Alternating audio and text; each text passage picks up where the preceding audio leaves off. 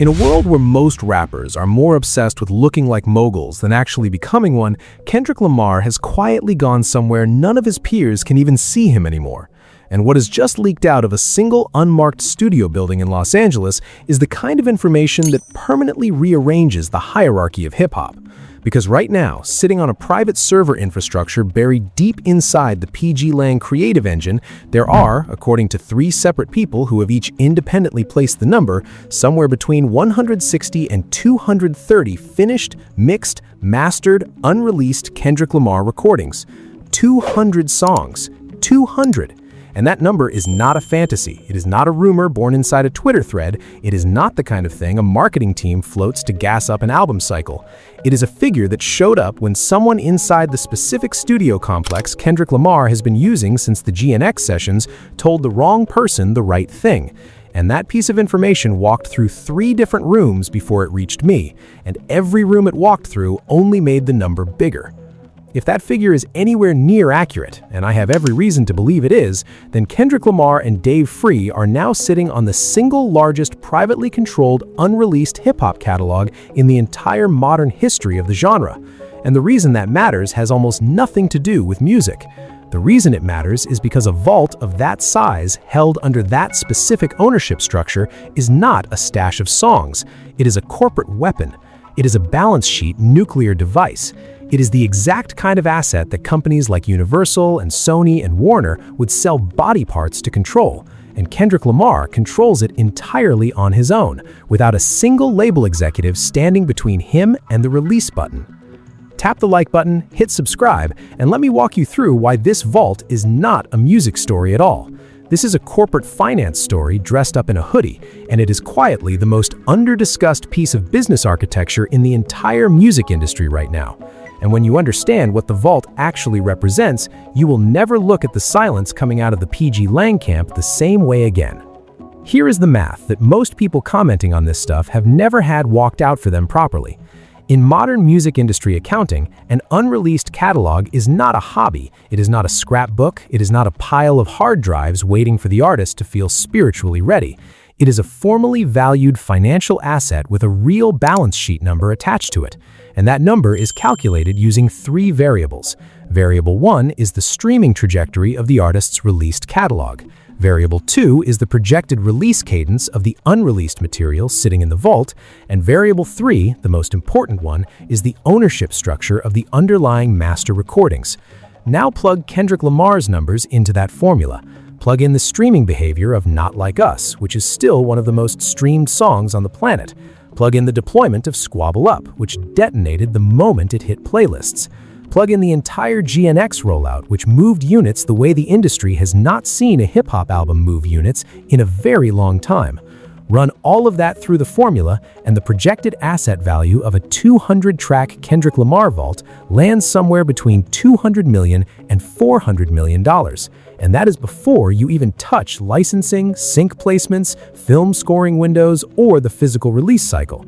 $200 million on the low side, $400 million on the high side, sitting in a room, waiting. Now let me tell you why this particular vault is completely different from every other vault in the history of the culture, because this is the part that most casual listeners do not understand. Every unreleased catalog we have ever talked about in hip-hop, without exception, has been controlled by the label. Tupac Shakur's vault, controlled by Death Row and later by the estate under Interscope's shadow. Notorious B.I.G.'s vault, controlled by Bad Boy and Universal. Michael Jackson's shelved material, controlled by the estate but functionally administered inside Sony's machinery. Every one of those vaults was a hostage situation. The artist or the artist's family could never decide unilaterally when the material dropped, how it was packaged, who profited from it, or what platform it went to first. The label held the leash, every time. Kendrick Lamar's vault is not like that, not even a little bit. Kendrick Lamar's vault sits inside a corporate structure that pglang engineered from day one to be independent of Universal's traditional label controls, which means the ownership of the underlying master recordings for the 200 tracks that are sitting on that server infrastructure is held in a legal container that gives Kendrick Lamar and Dave Free something no rapper of this generation has ever had in his entire life: complete, unilateral, unencumbered release timing authority. They decide when the songs drop. They decide how the songs are packaged. They decide which platform gets them first. They decide the price. They decide the exclusivity window. They decide what marketing rollout supports each release. That is not a creative decision. That is a chief executive decision, and it is being made by a rapper who doesn't have to sit across a boardroom table with a label chairman explaining himself. It is being made by a rapper who is the boardroom. And here is where the strategic implications start getting genuinely wild, because the culture has not fully absorbed what this actually means. If Kendrick Lamar and Dave Free are sitting on 200 unreleased tracks, and if PG Lang is quietly preparing to launch its own proprietary streaming platform, which the trademark filings and infrastructure hires from the past 18 months absolutely suggest, then the 200 tracks in that vault are not just an asset. They are the launch catalog for a streaming platform that could go to market on day one with more original, exclusive, previously unheard Kendrick Lamar recordings than the entire Spotify Kendrick catalog contains on any given day of the year. Sit with that for a second. Sit with the marketing power of it. Sit with the sheer gravitational weight of a launch event where PG Lang goes public on the first day of a quarter and tells the entire culture there are 160 brand new Kendrick Lamar songs available exclusively on this platform starting right now, today, and nowhere else. Not on Spotify, not on Apple, not on Tidal, not on Amazon, only here. That is not a music release. That is not even a marketing campaign. That is an extinction-level event for the incumbent streaming services. That is the kind of scorched earth market entry that a vertically integrated independent media company would only deploy if the intention was to permanently reset the balance of power in the entire streaming industry. And every piece of infrastructure Kendrick Lamar and Dave Free have been quietly assembling for the past 3 years lines up with exactly that intention. Now let me talk about the tracks themselves, because this is where the sources start to diverge slightly on specifics, but where the shape of the vault becomes very clear. Every person who has described the vault has broken it into 3 distinct categories, and the categories tell you almost everything you need to know about what has been happening inside PG Lang since the GNX cycle closed. Category 1 is what the insiders are calling the sequence tapes. These are full alternate arrangements of the songs that eventually appeared on GNX, but recorded in versions that were considered for the final release and then shelved at the last minute. The sources describe at least 3 completely different mixes of Squabble Up that were auditioned as the album's opening statement before Kendrick Lamar made the final call on the version the world eventually heard. Alternate hooks, alternate beats, alternate features, an entire parallel version of an album we thought we had already fully digested, sitting on the server, waiting. Category 2 is where things get genuinely dangerous. This is what one source described to me as the diss architecture material. Somewhere in the neighborhood of 40 tracks recorded during the Not Like Us cycle that never saw the light of day, including what has been described as at least 6 full-length, finished, mastered responses to Drake that never were released because the strategic calculation was that releasing them would have diluted the surgical impact of Not Like Us itself. Think about the psychological weight of that for a second. Kendrick Lamar had 6 more finished bombs. He chose not to drop them. Not because he could not, because he did not need to. Because Not Like Us alone was already accomplishing everything 6 diss records combined could have accomplished, and the additional 6 would have muddied the message. That is not a rapper making music. That is a general holding back reinforcements because the front line is already winning. Category 3 is the one that is going to detonate the entire conversation the moment the material becomes public. This is the material that has never been publicly acknowledged at all. Not in interviews, not in liner notes, not on social media hints. full concept albums the audience has no idea exist, complete film score demos for projects that have not been announced yet, collaborative sessions with artists whose participation on a Kendrick Lamar record has never been confirmed on the public record in any form, and multiple sources have hinted at names in that Category 3 collaboration folder that would rewrite the entire hierarchy of modern hip-hop the second they became public. Names that Kendrick Lamar has been quietly locking down since long before anyone thought to check. Now let me contrast this against the situation on the other side of this rivalry, because the contrast is where the humiliation becomes clarifying. Drake reportedly has 43 unreleased tracks sitting outside the OVO release schedule, and the public conversation has been treating those 43 tracks as leverage in his ongoing dispute with Universal. 43 tracks, and people have been discussing that number as if it were meaningful. Let me be clear about what 43 tracks actually is. 43 tracks is not a vault. 43 tracks is a release calendar for the next 18 months of Drake's normal cadence. And those 43 tracks, as we have walked through in previous coverage, are legally structured as assets on OVO's balance sheet, which means Drake doesn't even have full unilateral authority over how and when they get released. They are contested inventory. They are legally entangled. They are subject to negotiation, to approval, to executive interference from a label he has been publicly at war with for 2 years. Kendrick Lamar has 200.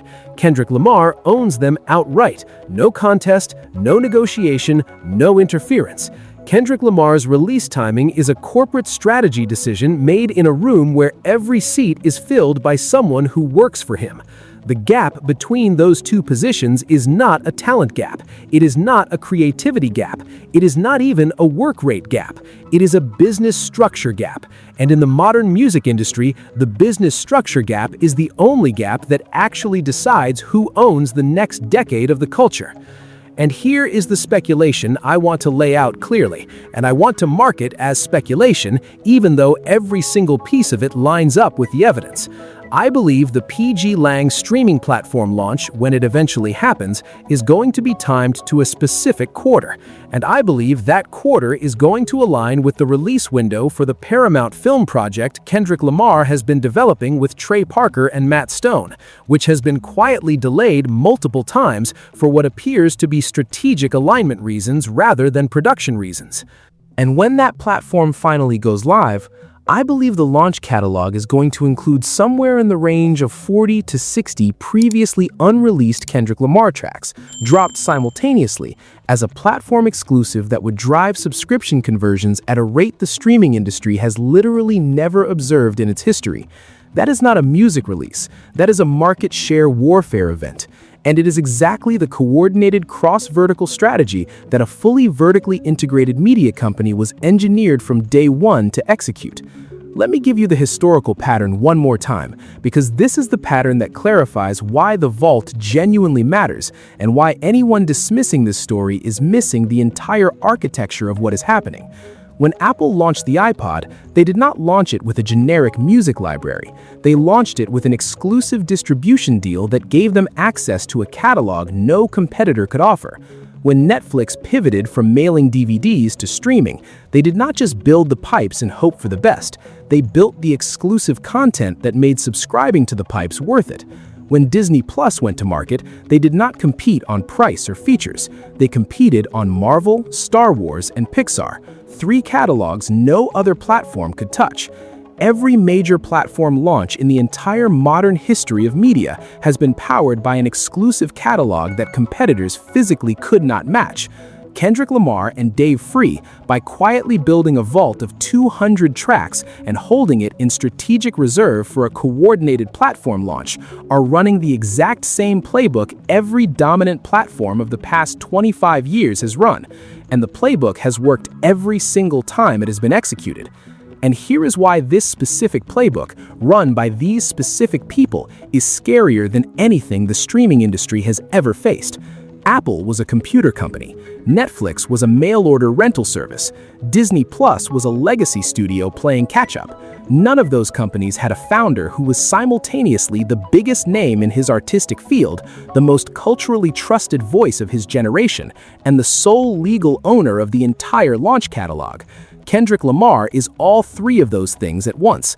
He is the CEO, he is the product, he is the marketing, he is the trust signal. He is the reason people will download the app on day one without even reading the terms of service. There has never been a platform launch in the history of entertainment with this specific configuration of assets sitting behind one individual, and there may never be one again. Now let me pivot to something even more strategically interesting, because this vault is not just a defensive asset. It is not just there to sit in reserve for a platform launch. It is also, and this is the part almost no one has talked about, an offensive weapon in the ongoing structural war between independent artists and the traditional label system. Because the moment PG Lang goes to market with a vault of that size, held under that specific ownership structure, every other major artist in the industry is going to be looking at their own label contracts and asking themselves one question: what is my vault worth if I actually owned it? And that question, once it enters the industry conversation at scale, is the question that eventually destroys the traditional label model. Every rapper, every singer, every producer with any kind of leverage is going to start doing the math Kendrick Lamar has already done. They are going to start asking why they are signing over the masters. They are going to start asking why the label controls the release timing. They are going to start asking why the label collects the platform revenue. They are going to start asking why the label owns the vault. And once those questions become the dominant questions of the negotiation cycle, the entire compensation architecture of the modern music industry begins to collapse under its own weight. And Kendrick Lamar, by simply owning 200 tracks outright and quietly preparing to deploy them on his own platform, is the person who lit the fuse on that collapse. He did not have to give a speech about it. He did not have to organize a boycott. He did not have to lobby Congress. He just built the vault, kept his mouth shut, and let the sheer existence of the asset do the ideological work. And now let us talk about Drake for a minute, because the contrast is so stark it borders on cruel. While Kendrick Lamar has been quietly assembling a 200-track privately owned catalog inside a fully independent corporate structure, Drake has been publicly wrestling with Universal in what has become one of the most exhausting label disputes in modern hip-hop history. He has been suing over a competitor's diss record. He has been publicly complaining about promotional support. He has been posting constantly, exposing himself constantly, releasing music at a cadence that suggests he needs the release schedule to keep the bag flowing, rather than one that suggests he owns anything meaningful on the back end. 3 albums in a year is not confidence. 3 albums in a year is a payment plan. And meanwhile, Kendrick Lamar has been so quiet since GNX that people have been publicly asking whether he was even still making music. He hasn't dropped a project. He hasn't done a press run. He hasn't fought with Universal in public. He hasn't sued anybody. He's just been in the studio, on the tour, at the Super Bowl, and inside PG Lang, quietly building an empire while everybody else was busy fighting over the crumbs of the old system. The silence was not a creative drought. The silence was a strategic posture. The silence was the sound of a vault being filled. Here is the part that should genuinely terrify the entire streaming industry, and I don't use that word lightly. When you build a vault of 200 tracks under this specific ownership structure, you have not just built a catalog, you have built optionality. Every unreleased track is a decision node. Every decision node is a lever. Every lever is a way to move the market on your own schedule, in your own direction, for your own benefit. Kendrick Lamar could drop 1 track a week for 4 years without ever having to record another song, and he would still be releasing more original music than most rappers release in an entire career. He could drop a 50-track project on the first Monday of every quarter for the next 2 years and never once feel the pressure to write anything new. He could hold the entire vault in reserve and drop it as a single instantaneous megabomb on the day the PG Lang platform launches. Every option is available to him. Every option is his to choose, and every option is one that his competitors do not have and cannot replicate no matter how much they spend. And this is where the sequence tapes get even more interesting from a strategic standpoint. Because if there really are 3 completely different mixes of Squabble Up sitting on that server, and if there really are alternate arrangements of every major GNX track, then Kendrick Lamar has the ability to re-release the entire GNX album in an alternate universe version that is functionally a brand new project. And he has the ability to do that without recording a single new note. That is a level of catalog leverage that has literally never existed in modern hip-hop, and the reason it exists now is because Kendrick Lamar and Dave Free spent the past decade building the corporate infrastructure that makes it possible. And here is what I want you to sit with as we bring this thing home. The number is 200. 200 finished, mixed, mastered, unreleased Kendrick Lamar recordings held under an ownership structure that gives him complete unilateral release authority sitting on server infrastructure that PG Lang controls end to end, ready to be deployed on a proprietary streaming platform that is being quietly assembled in parallel with a Paramount film project that has been strategically delayed for release alignment purposes. Every piece of this puzzle has been placed with the kind of long horizon planning that only 2 kinds of people execute in this industry. The first kind is the kind that owns the label. The second kind is the kind that becomes the label. And Kendrick Lamar has quietly, and without ever announcing it, become the second kind. So the next time somebody in your group chat asks why Kendrick Lamar has not been releasing more music since GNX, tell them the answer has nothing to do with artistic block. The answer has nothing to do with him running out of ideas. The answer has nothing to do with him being scared of a follow-up. The answer is architectural. The vault is the platform. The platform is the empire.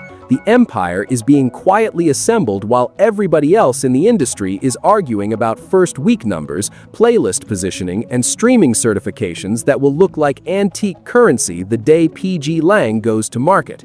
Drop your take in the comments because I want to hear where you land on this. How many tracks do you actually think are in the vault? Do you think the 200 figure is conservative, accurate, or exaggerated? Which collaborations do you think are hiding in the Category 3 folder? Which unreleased response to Drake do you think would have broken the internet if it had dropped instead of stayed on the shelf? And which quarter do you think PG Lang finally launches the streaming platform? Hit the like button. Hit subscribe and stick around because the next video is where I break down the exact platform launch timeline I believe PG Lang is targeting, and once you see the specific date I have circled on the calendar, you are never going to look at next year's release cycle the same way again. The vault is real, the platform is coming, and the entire industry is about to find out what a rapper who owns everything actually looks like when he finally decides to press play.